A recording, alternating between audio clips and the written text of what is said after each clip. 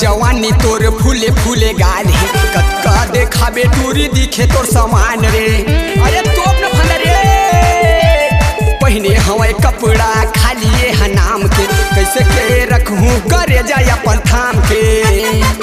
तोरे रिंग न कमाल नैला शहर में बवाल, तोरे रिंग न कमाल नैला शहर में बवाल। झनकर तयत का फैशन फैशन फैशन वो तोला उठा के ले जाही रानी अब की सन वो, तोला उठा के ले जाही रानी अब की सन वो।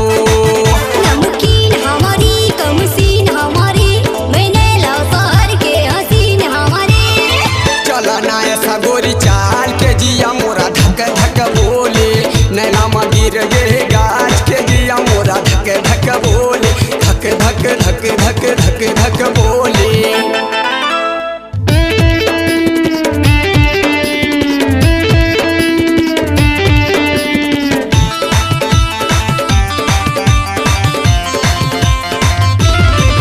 मैं तो हवा शहर की हसीना, हसीना चुराते हूँ तोर पसीना, पसीना रे मुश्किल कर दी हूँ जीना।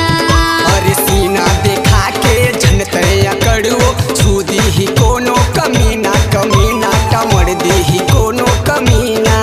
तोरे रिंग न कमाल नैला शहर में बवाल, तोरे रिंग न कमाल नैला शहर में बवाल। झनकर तयत का फैशन फैशन फैशन वो तोला उठा के ले जाही रानी अब की सन वो, तोला उठा के ले जाही रानी अब की सन वो।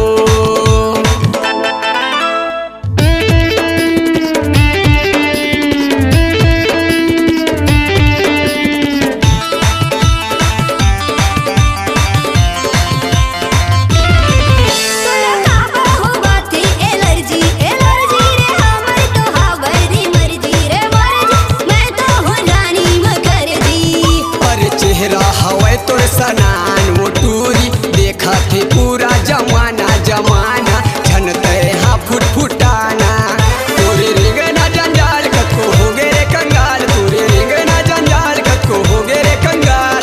झनते देखाना टेंशन टेंशन टेंशन वो तोला उठा के ले जाही रानी अब की सन वो, तोला उठा के ले जाही रानी अब की सन वो।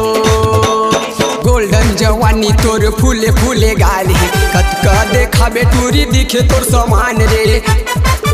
तोरे रिंग न कमाल नैला शहर में बवाल, तोरे रिंग न कमाल नैला शहर में बवाल। झनकर तयत का फैशन फैशन फैशन वो तोला उठा के ले जाही रानी अब की सन वो, तोला उठा के ले जाही रानी अब की सन वो, तोला उठा के ले जाही रानी अब की सन वो, तोला उठा के ले जाही हरसी अब की सन वो, तोला उठा के ले जाही फांदा अब की सन वो।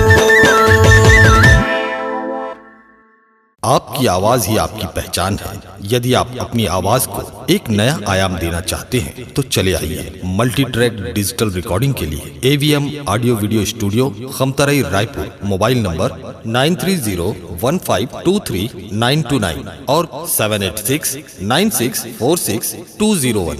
यदि आप नए एवं पुराने गीत सुनना चाहते हैं तो avmgana.com में जाकर गाना फ्री डाउनलोड करें और YouTube चैनल में AVM गाना और KK कैसेट्स को सब्सक्राइब करें।